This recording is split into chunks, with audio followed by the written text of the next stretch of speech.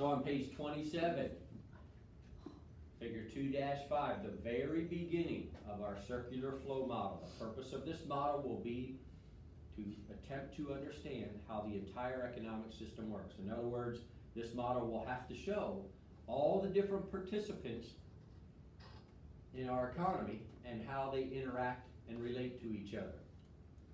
So we'll kind of build it over the rest of the week. So the very beginning of it, you see every economy, as you can see on page 27, is made up of these two basic groups, business firms and households. All right, and now we're going to start outlining how they interact with each other.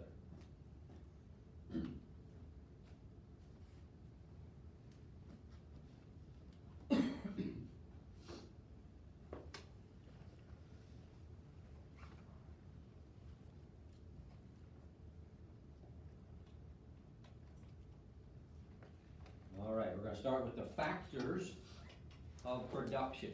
Before we even define it, let's think about what that term would mean, right? You're going to have to make stuff, right? An economy has to make the goods and services, right? Well, what goes into making all the goods and services? Well, that's the factors of production. These are the things that go into making it. So let's look at the definition. First of all, the factors of production are the resources used to produce the GDP. Time out. New term there. GDP stands for Gross Domestic Product. All right. Gross means total. Domestic means made here in America.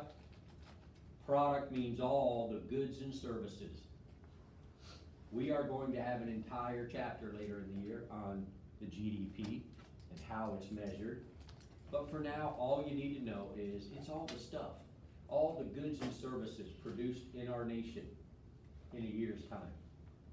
All right, that's the GDP. So what goes into producing the GDP? The resources, that's what the factors of production are. That's what we're going to talk about today. Important to understand. The factors of production are supplied by the households. So it's the businesses that make all the goods and services, right? They produce it. What do they use? The factors of production. Where do they get those factors of production? From the households. The households is us. Another way to think of the households is consumers. That's us, right? So we supply the business firms these factors of production. There are 4 factors of production. We're going to look at them one at a time. But before we do, I have an object here. We'll use this for our object lesson today. This, boys and girls, is a pencil. Wow. All right. I submit to you, there is no one in the world that can make one of these. Yet there are millions in existence.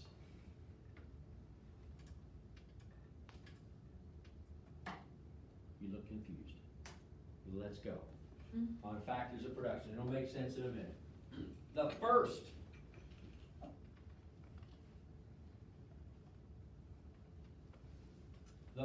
factor of production is called land. All right, we need another timeout.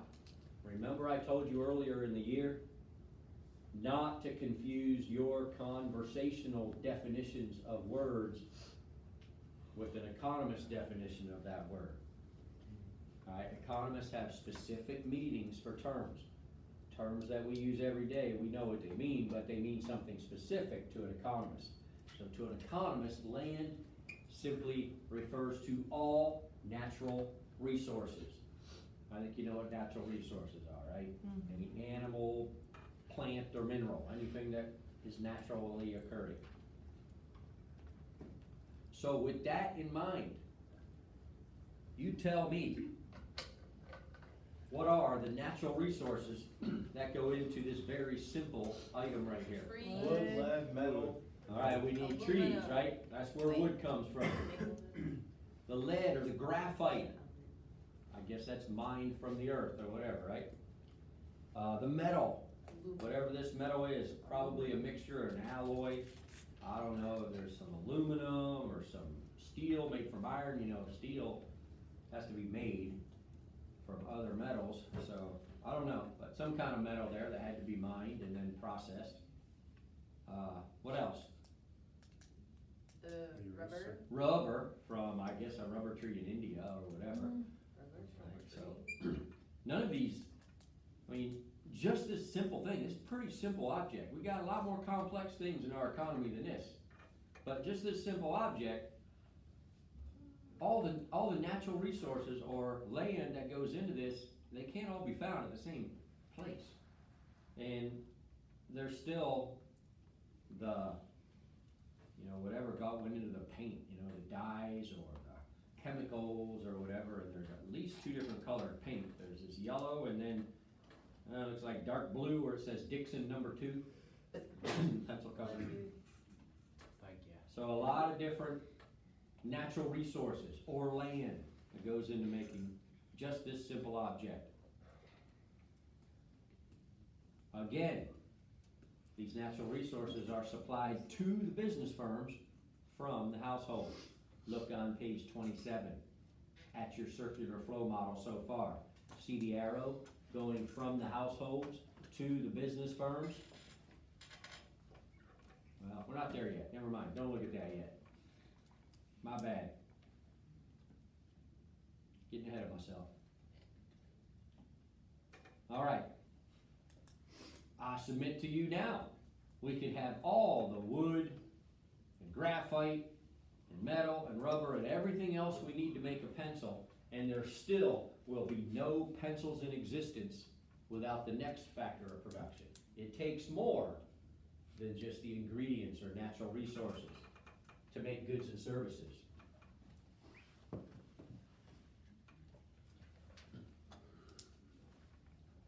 There's always going to be labor involved. Labor, to an economist, is defined as all human effort. Sometimes in our conversation, we think of labor as, you know, being a laborer, somebody that works really hard with their hands, they're out in the heat all day like a roofer, all right, and they got blisters on their hands and they're sweaty and they go home and they're tired, right? No, that's labor, but all human effort is labor. It could even be mental work, any mental or physical work. So, you know, somebody who cuts hair, or somebody who is an entertainer, they sing, or they're a professional athlete, they get paid to entertain people, or like a teacher, trying to teach seniors economics, that's labor, believe me.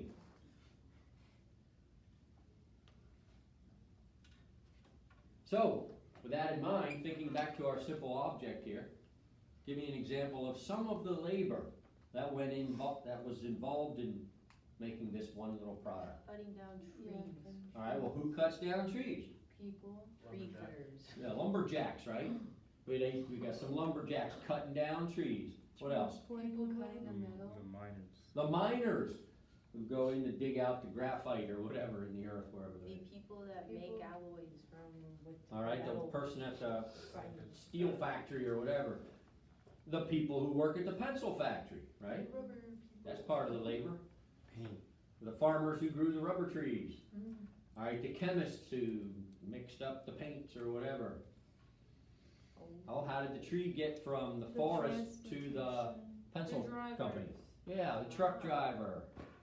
And then the person that stocks the shelves at the Office Depot where you bought the pencil. The person at the cash register at the Office Depot. All of those people's labor combined is what brought you this good right here. There's a lot of people involved, isn't there? That's what I kind of meant when I said there's nobody alive that can make one of these. First of all, we don't have access to all the natural resources. Second of all, none of us has every single one of those skills to go find a tree, cut it down, you know, process the wood, dig out the graphite, you know, do everything that's involved. A lot of cooperation there. Any questions on the labor?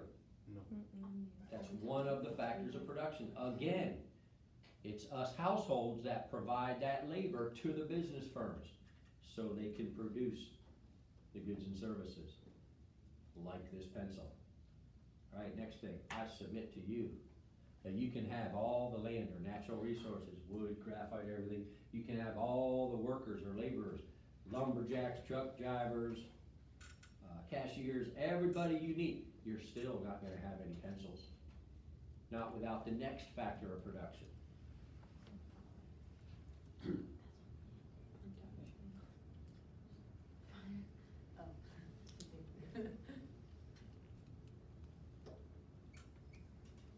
Another factor of production is financial capital.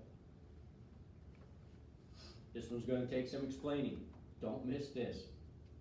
You live in a capitalistic economy.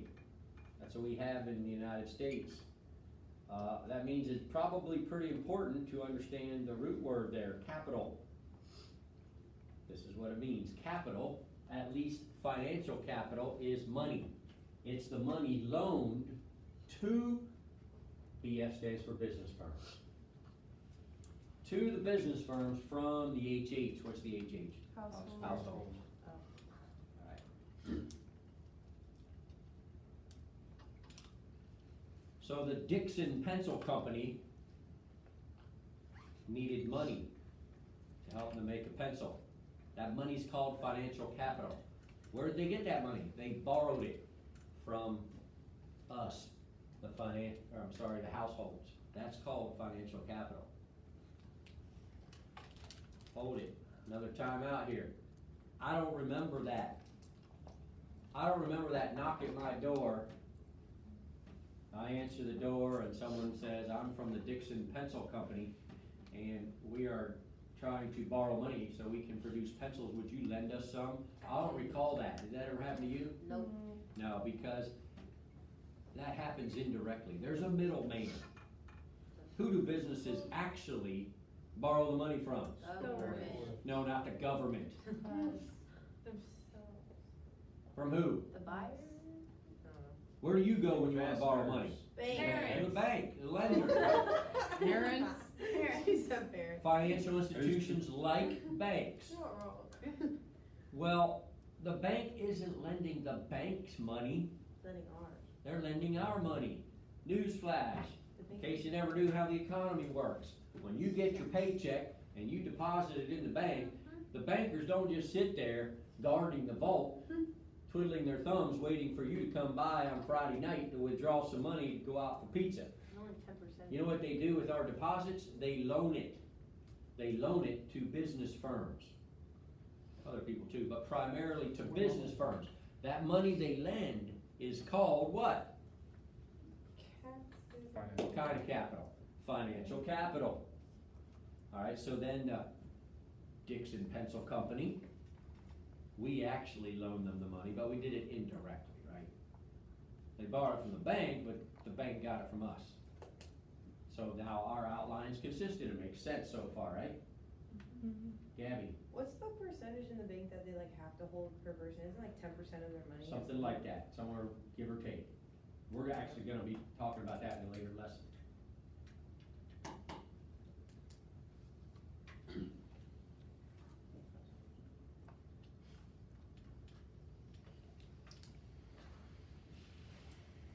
Now, next step here, what does the business firm, so in our example, what does the Dixon Pencil Company do with that money that they borrowed from us Pay. through the bank? Well, that financial capital is used to purchase real capital. Again, when we use the word capital, it could mean two things.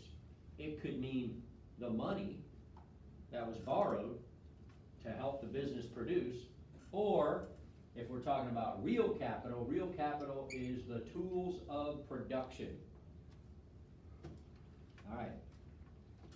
So I want you to repeat after me. Financial capital Financial capital. is used to purchase real capital, Is used for real capital. which are the tools of production. Which are the tools of production. Now we're learning how the economy works, how it all works. Now, with all that in mind, going back to our simple object lesson, give me an example of some of the real capital involved in producing this little simple object. Factory machines. All right, the pencil making modern marbles, how it's made machine, right? All right, that was one of the pieces of capital, tools of production. What else? That's literally it. You know, the materials are the natural resources. That one We're machine. still on, now we're on the capital, the tools. All right, let's go back to the lumberjack. What did he, is he pulling a tree out by the root by his chainsaw. bare hands? No. Axe. An axe or a chainsaw, right? That's one of the tools of production. What Oh, about the then I you do still that. find it. The So truck. Whack. That the truck driver's driving is capital. All right, the shelf that it's sitting on at the Office Depot is capital. The cash register is capital. The sign out in front that says Office The bag. Max is No, but- capital. It's one of the tools of production. It's one of the tools of bringing this item to us. And we haven't even talked about, I mean, the miner's hat, you know, the little flashlight on the front, that's one of the capitals, pieces of capital. The flannel shirt, have you ever seen a lumberjack without a flannel shirt? I never All right seen then, a lumberjack. so the flannel shirt would be capital. The test tubes that the chemists use to mix the paint, capital, right? All kinds of things that go into producing this very simple object. And obviously, my point of using a pencil is, there's a whole lot more complex goods and services in our economy than this. And we can see there's a lot goes into making even something as simple as this. If it's handcrafted, would people be happy? So, see what we know here. Financial capital is used to purchase, let's start over. Financial capital is used to purchase Real real capital, which are the Tools of production. tools of production. Now we're getting somewhere. All right, I submit to you, you can have all the land, natural resources, wood, graphite, whatever. You can have all the labor, lumberjacks, truck drivers, cashiers. You can have all the capital, that means the money to buy all the tools, like chainsaws and trucks and cash registers. You're still not gonna have any pencils without the fourth and final factor of production, which is the most important factor of production. Drum roll. Production. Oh. Yay. Nice. The most important factor of production is entrepreneurship. Another fun word to say. Say entrepreneurship. Entrepreneurship. Told you it was fun. Isn't that fun to say? No. Yeah, it is. Manure. Fun to say. Gabby, you can't say it without smiling. Say it. Entrepreneurship. Let it out. Mm-hmm. Come on. It's fun. Now, it's not fun to spell. It's fun to say, but it's not fun to spell. You know how I know? Yes. Because you're looking up here at the board, this is what you look like. You're going. How'd you There's know? a lot of vowels there, man. Fun to say, not fun to spell. Entrepreneurship. I don't like saying it. So here's what it means. Obviously, there has to be a somebody behind the scenes of all those other factors of production. That's the person that is combining all those other factors. The resources, the labor, the money to buy the tools, somebody who's combining it all to actually produce a good or service that somebody wants or needs. So the boss. And entrepreneurs, entrepreneurship always involves risk. So let me just ask you,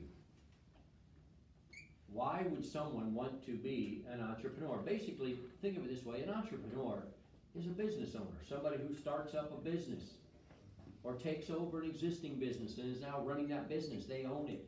Why would someone go to all the trouble to do that? What are they hoping for? Money. Yeah, money, we call that a profit, right? I need We money. call that a profit. Well, what's the risk? A lot. Losing Losing it. money. Yeah.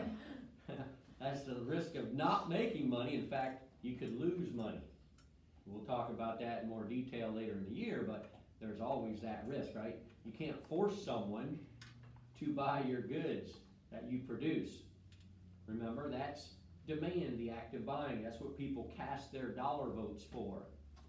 So to be a good entrepreneur, to be a successful entrepreneur, you actually have to produce a good or service that people are willing to spend their hard-earned money for. That people Right, and can make. produce it at a price they're willing to pay and still be able to make a profit. Mhm. So it's not easy, right? But there's plenty of them, right? Thank goodness.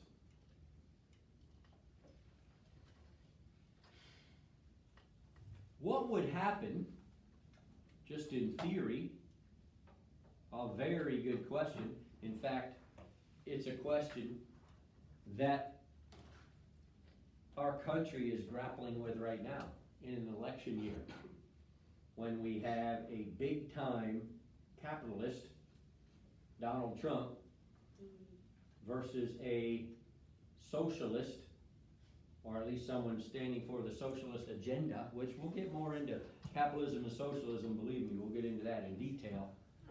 But socialism is antagonistic to entrepreneurs. Socialists tend to blame entrepreneurs for all the problems. All right, they're the haves, and there's too many have-nots. So they want to discourage entrepreneurship. But why? All right, so if that were to Because they want happen, everybody to have. if entrepreneurship is discouraged, what would the result be? Well, let me put it this way.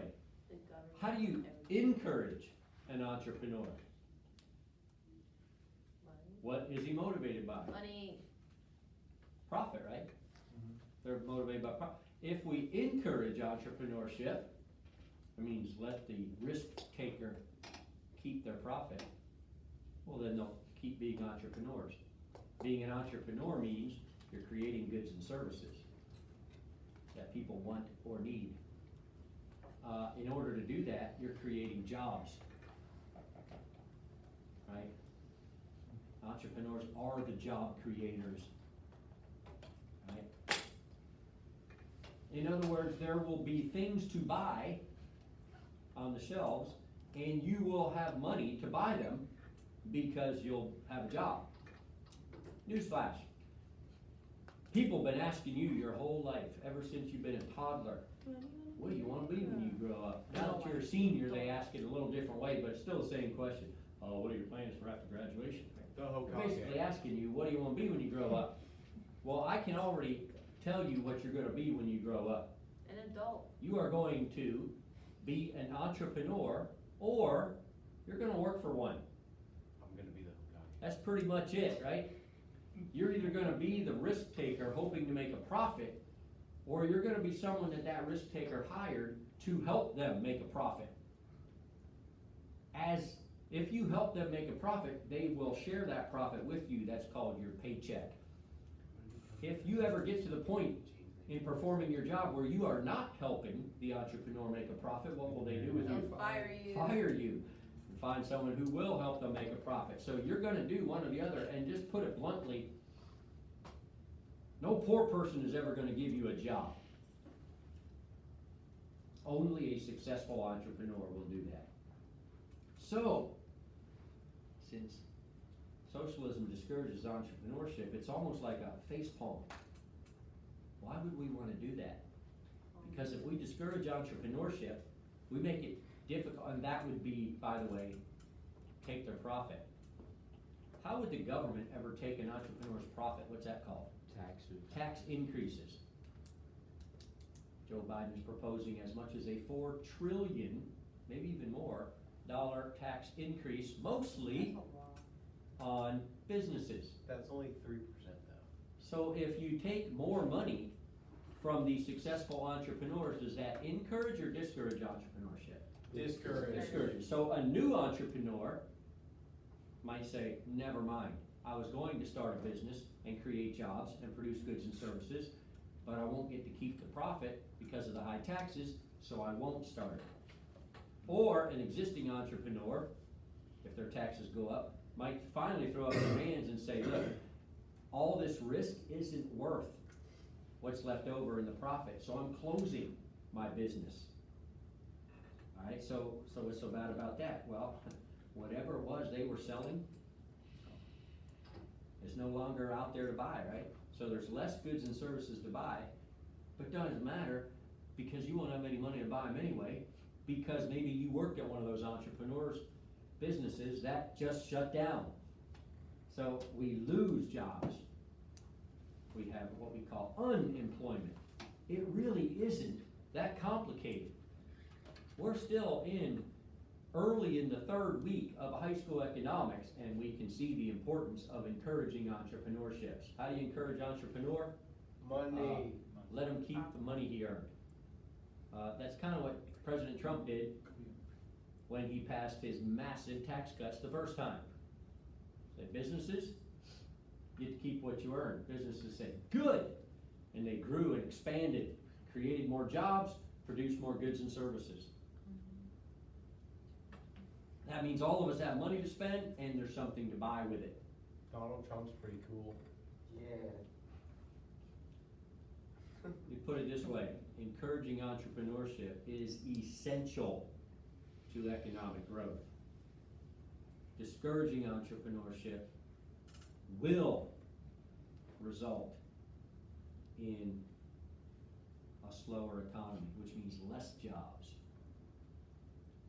less goods and services produced, which is how we measure economic growth. And we'll get into all those statistics later in the year. No, I see what I mean. Now, see what I mean? There's a lot goes into making a simple pencil. There's all that land, all the different natural resources, all those different workers, that labor, all that money that was borrowed by the business firms from the household. What was that borrowed money called? Oh, Capital. What kind of capital? Financial capital. What'd they use that money for? Real Real capital. To buy real capital. What's real capital? Tools used for Tools for production. production. And then you got the entrepreneur to come put it all together. And that's what makes the economy go around. Now, go to page 27 where we started. Did we have a date? Look at that circular flow model so far. We got the business firm. I like the little symbol there. Looks like a factory with a smokestack, right? We got the household. Looks like the old fashioned typical Cape Coral house. 3 bedroom, 2 bathroom, little garage attached, right? I'm poor, I don't have that. Alright, look at the arrow going from the business to the household. What is it? Gross. The gross domestic product, the GDP. That's all the goods and services. Where do they come from? The businesses. Alright, well, are they giving those things? Are No. they giving us goods and services? No. In exchange for them, we pay them. What's that called? Capital. No. Profit. Consumption expenditures. Read your chart. That's what we're looking at. I don't know how to read. We got a problem. We got something missing here. How in the world do the businesses, where do they get what they need? Right, where do they get the factors of production? In other words, the chart's not complete yet, is it? No. Alright, It's well, a rainbow. stay tuned, come back tomorrow, Yes, sir. and we'll add some more to the chart.